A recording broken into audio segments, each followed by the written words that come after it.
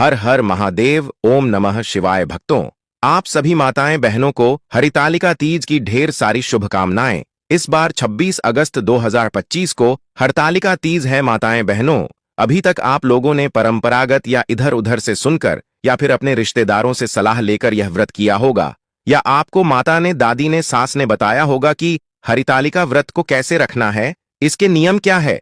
जैसे जैसे नियम आपके बड़े बुजुर्ग रिश्तेदारों ने बताए हैं, आप उन्हीं नियमों से हरतालिका तीज का व्रत रखते आ रहे हैं। पर जो महिलाएं पहली बार तीज का व्रत उठा रही हैं, तो कैसे उठाना है, क्या नियम है, क्या विधि है, इसके बारे में आप अपनी माताएं बहनों, दादी, रिश्तेदारों से सुनते आ रहे हैं। लेकिन आज हम इस वीडियो के माध्यम से शास्त्रों की नई नई बातें भी बताएंगे, जिससे आपको सब कुछ स्पष्ट हो जाएगा। और जो पहली बार हरतालिका तीज का व्रत करना चाहती है, वह माताएं बहनें, उनको यह वीडियो बड़े ही सहायक सिद्ध होगी। इसलिए सभी माताएं बहनों से हम यही कहना चाहेंगे कि अपने सभी कामों को एक तरफ रखकर इस वीडियो को पूरा देख लेना। अगर आपने इस जानकारी को समझ लिया तो आपकी पूजा संपूर्ण मानी जाएगी, क्योंकि आज हम आपको इस वीडियो में, हरितालिका तीज की वीडियो में, संपूर्ण पूजा विधि से लेकर व्रत नियम, पारण नियम, खाने का मतलब है कि व्रत के शुरू से लेकर व्रत के आखिरी तक के संपूर्ण नियम आपको इस छोटी सी वीडियो के माध्यम से बताने जा रहे हैं। इसलिए वीडियो को पूरा ही देखना, काट काट कर आपको वीडियो नहीं देखना है, अन्यथा आपसे इतनी महत्वपूर्ण जानकारी छूट जाएगी। इसलिए वीडियो को पूरा ही देखना होगा, तभी आपको सही सेटिंग जानकारी प्राप्त होगी। भक्तों, यह व्रत सुहागिन महिलाओं के लिए सौभाग्य, अखंड पति सुख और वैवाहिक जीवन की मधुरता का वरदान है। अविवाहित कन्याएं इसे अच्छे और मनचाहे वर के लिए करती हैं। शास्त्रों के अनुसार इसी तृतीया तिथि को माता गौरी का जन्म हुआ और इसी तिथि को उनका विवाह भगवान शिव के साथ होना निश्चित हुआ। कथा के अनुसार जब उनका विवाह विष्णु जी से तय हो रहा था, तब उनकी सखियों ने उनका हरण करके उन्हें एक गुफा में छुपा दिया। वहीं माता पार्वती ने मिट्टी और रेत के शिवलिंग बनाकर उनका पूजन किया और निर्जला उपवास रखकर शिव को अपने पति के रूप में पाने का संकल्प लिया। उनकी यह तपस्या सफल हुई और भगवान शिव ने उन्हें पत्नी रूप में स्वीकार किया। इस बार हरितालिका तीज वराह जयंती के दिन आ रही है। भक्तों, वराह अवतार भगवान विष्णु का तीसरा अवतार है, जब उन्होंने पृथ्वी देवी को समुद्र से निकालकर बचाया। वराह पुराण में भगवान वराह और पृथ्वी देवी का संवाद मिलता है, जिसमें भगवान वराह तृतीया तिथि की महिमा बताते हैं। हे पृथ्वी, जो स्त्री इस तिथि पर व्रत करती है, वह तुम्हारी तरह ही पवित्र, सौभाग्यवती और धन धान्य से संपन्न हो जाती है। यहां एक खास बात, भगवान वराह ने कहा कि तृतीया तिथि पर नमक का सेवन वर्जित है। भले ही कोई महिला हरितालिका का व्रत न करे, लेकिन इस तिथि पर नमक रहित भोजन करना कि इसका व्रत, यानी तृतीया का व्रत और पूजन करने वाली महिला श्री गौरी देवी की सहचारी बनती है, यानी कि माता पार्वती जी की सहेली बनती है।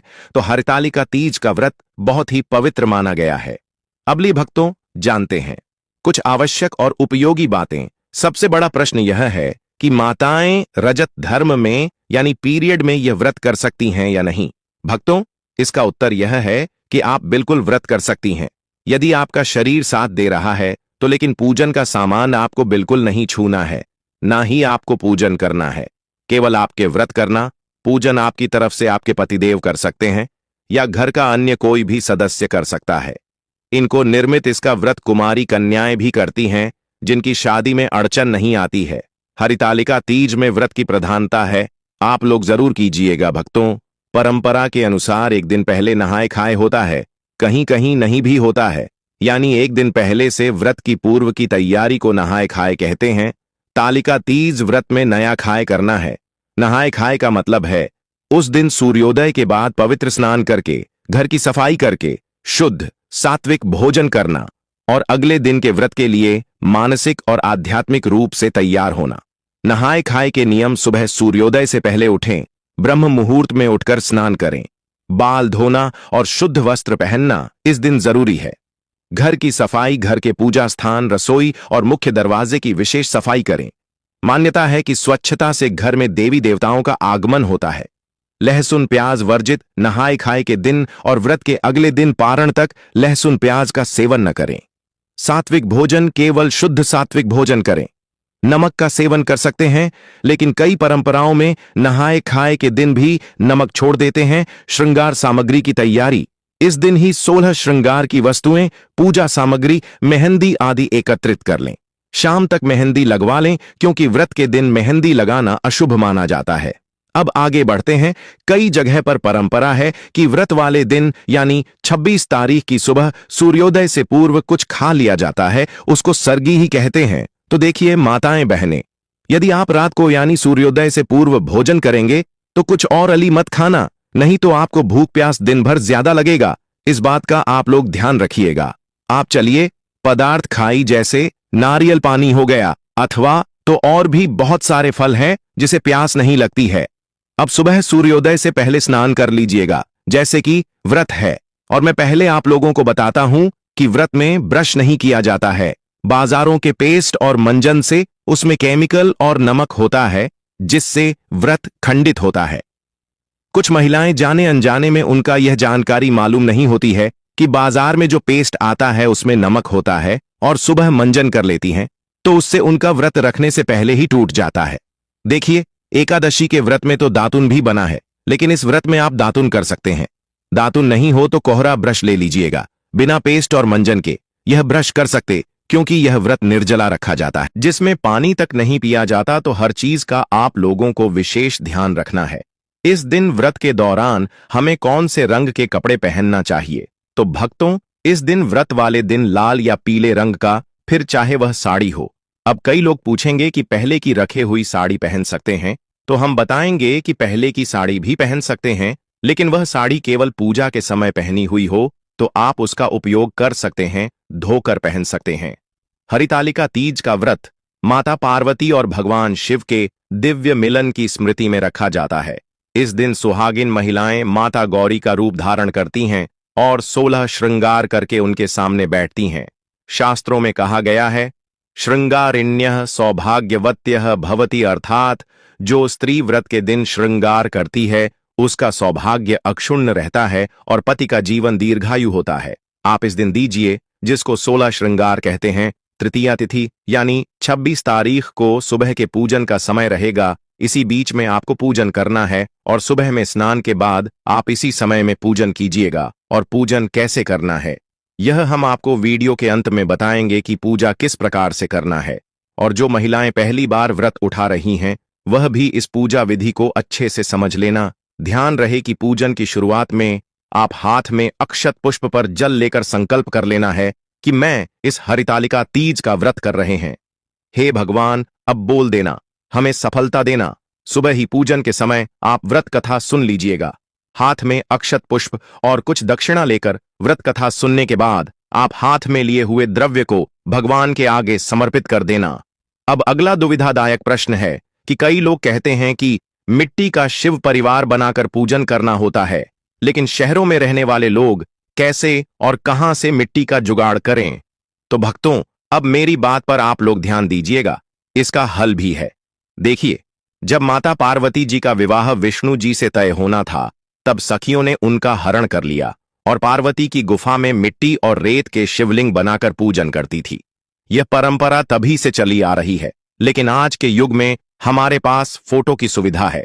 जो लोग मिट्टी का पार्थिव शिव परिवार बना सकते हैं, वे लोग तो बनाएं, बहुत उत्तम है। लेकिन जिनके पास सुविधा नहीं है, वे लोग केवल शिव परिवार का एक फोटो ले लेना और इस पर पूजन कर लेना। या किसी के पास धातु की मूर्ति हो, मेटल की मूर्ति हो, तो उसे पर भी आप लोग पूजन कर सकते हैं।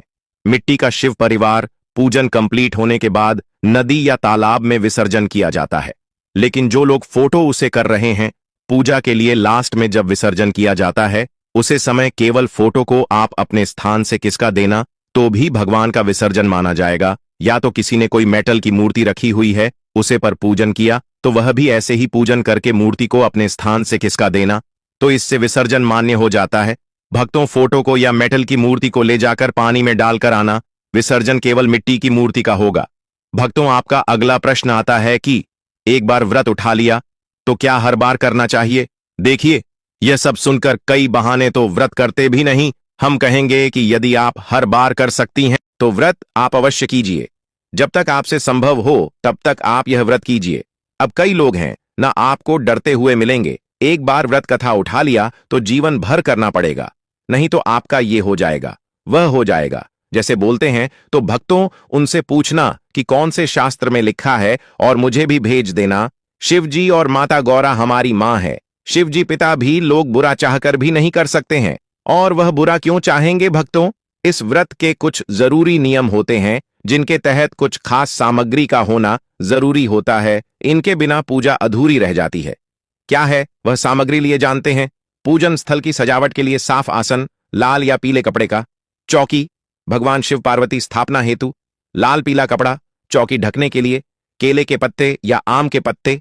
सजावट के लिए फूल माला, गेंदे, गुलाब या अन्य। तोरण आम के पत्तों का या कृत्रिम मूर्ति, प्रतिमा, चित्र सामग्री। भगवान शिव की प्रतिमा या फोटो, माता पार्वती की प्रतिमा या फोटो, गणेश जी की प्रतिमा या फोटो। मिट्टी या पीतल का शिवलिंग, कलश, तांबे या मिट्टी का। पूजन सामग्री मुख्य जल, गंगा जल हो तो श्रेष्ठ। कच्चा दूध, दही, घी, शहद, चीनी, मिश्री, बेलपत्र, धतूरा, फल, आंकड़े के फूल, गन्ना। संभव हो तो चावल, अक्षत, साफ और बिना टूटा। रोली, कुमकुम, हल्दी पाउडर, हल्दी की गांठ, पान के पत्ते, सुपारी, लौंग, इलायची, कपूर, मौली, कलावा, दूर्वा। गणेश जी के लिए अगरबत्ती, घी का दीपक और बत्तियां, चंदन पाउडर या लेप। भोग और प्रसाद सामग्री गेहूं का आटा, शुद्ध घी, गुड़ या चीनी। पंचामृत के लिए सामग्री दूध, दही, घी, शहद, मिश्री, मौसमी फल, केला, सेब, अनार, नारियल आदि सूखे मेवे, काजू, बादाम, किशमिश, मखाना आदि। नारियल फूल वाला और बिना फूल वाला दोनों लड्डू या घर का बना मीठा प्रसाद। तुलसी पत्ता। गणेश जी और विष्णु पूजन में व्रत कथा व अन्य सामग्री। हरितालिका तीज व्रत कथा की पुस्तक या प्रिंट। घड़ी, घंटा, शंख, आसन। व्रती के बैठने हेतु एक साफ थाली और लोटा जल के साथ अर्पण करने के लिए छोटी डलिया, टोकरी। पूजा का कपड़ा ढकने हेतु साफ चुनरी या कपड़ा। पारण के दिन की सामग्री फलाहार सामग्री, फल, सूखे मेवे, दूध, मीठा, घर का बना या खरीदा तुलसी पत्ता, स्वच्छ जल। पारण के लिए जितना संभव हो पीतल, तांबे या मिट्टी के बर्तन का प्रयोग करें। सामग्री की पवित्रता बनाए रखें। पूजा में टूटा, गंदा या बासी कुछ न चढ़ाए।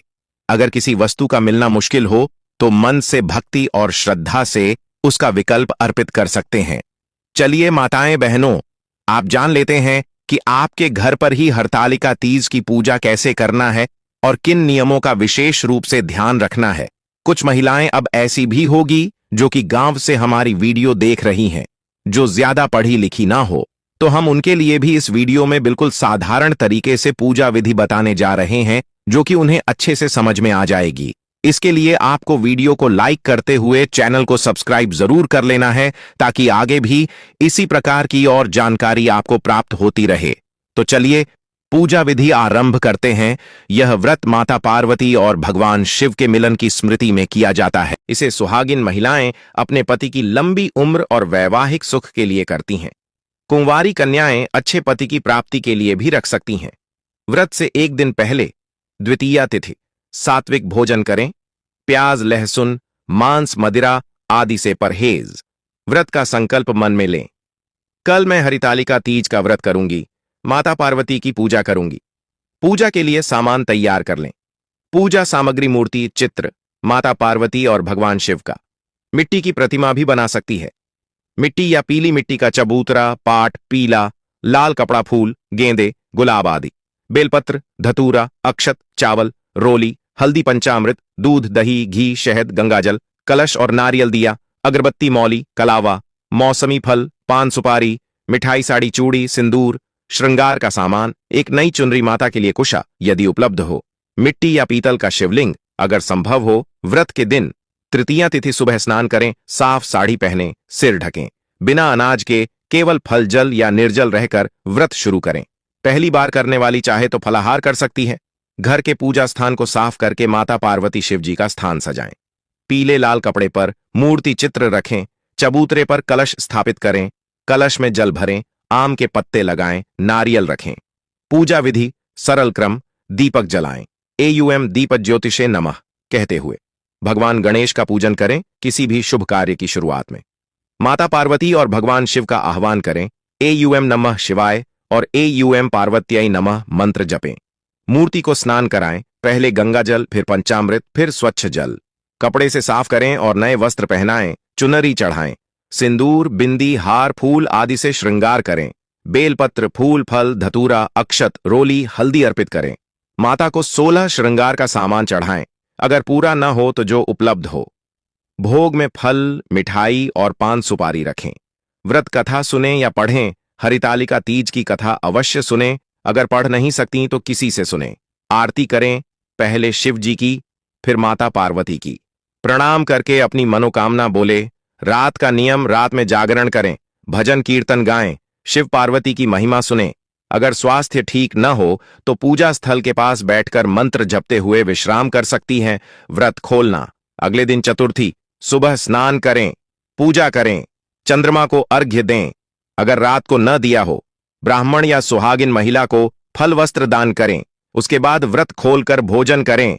व्रत के आसान नियम, सिर्फ साफ और सादी भाषा बोलें, झूठ अपशब्द न बोलें। व्रत के दिन क्रोध न करें, किसी को दुख न दें। पति भविष्य के पति के कल्याण के लिए मन में शुभ भाव रखें। मांस, मदिरा, प्याज, लहसुन का सेवन न करें। पहली बार व्रत करने वाली अगर निर्जल न रह सके तो फलाहार कर सकती है, पर अनाज न लें। इस प्रकार से आपको संपूर्ण पूजा विधि कर लेनी है। उम्मीद करते हैं कि आपको पूजा विधि अच्छे से समझ में आ गई होगी। तो चलिए, अब हम आपको यह भी बता देते हैं कि व्रत किस दिन रखा जाएगा, पूजा का शुभ मुहूर्त क्या है और किस दिन व्रत का पारण किया जाए। सभी डेट टाइम हम आपको बता देते हैं। हरतालिका तीज 2025 का व्रत 26 अगस्त मंगलवार को रखा जाएगा। यह भाद्रपद मास की शुक्ल पक्ष की तृतीया तिथि पर पड़ रहा है। तृतीया तिथि 25 अगस्त दोपहर 12:34 से शुरू होकर 26 अगस्त दोपहर 1:55 बजे तक चलती है।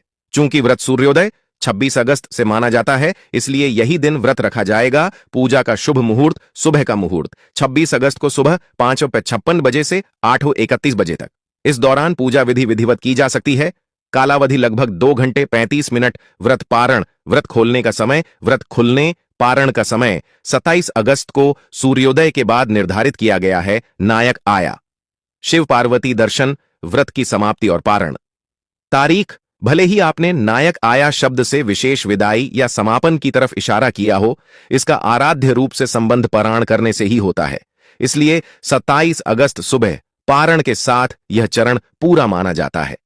बहुत समय पहले हिमवान नाम के राजा की एक सुंदर और पवित्र कन्या थी, पार्वती। बाल्यकाल से ही माता पार्वती का मन भगवान शिव में ही लगा था। उनकी एक ही इच्छा थी, मैं उसी पुरुष से विवाह करूंगी जो तपस्वी, त्यागी और त्रिलोकीनाथ शिव हैं। लेकिन एक दिन राजा हिमवान ने अपनी बेटी के विवाह के लिए भगवान विष्णु का प्रस्ताव स्वीकार कर लिया। राजा को यह नहीं पता था कि पार्वती पहले ही मन शिव को पति के रूप में चुन चुकी है। यह सुनकर पार्वती का हृदय व्यथित हो उठा। वह अपनी सखी के साथ घने वन में चली गईं और वहीं कठोर तपस्या कि उन्होंने कई दिनों तक निर्जल उपवास रखा, केवल शिव नाम का जप किया और मिट्टी की शिव पार्वती प्रतिमा बनाकर उनकी पूजा की। तृतीया तिथि का दिन आया। पार्वती ने उस दिन भी निर्जल रहकर शिव की आराधना की। उनकी भक्ति और तपस्या से प्रसन्न होकर भगवान शिव स्वयं उनके सामने प्रकट हुए।